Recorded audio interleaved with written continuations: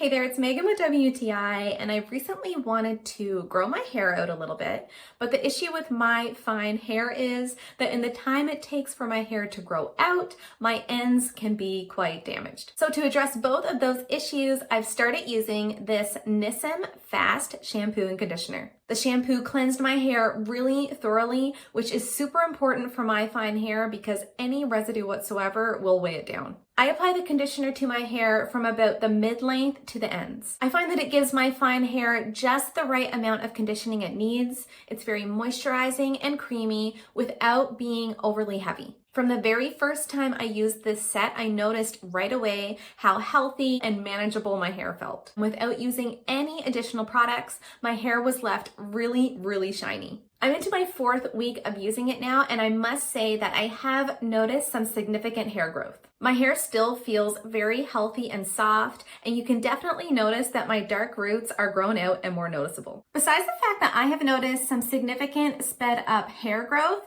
this set is just an overall great set for keeping my hair feeling healthy. And that's my point of view.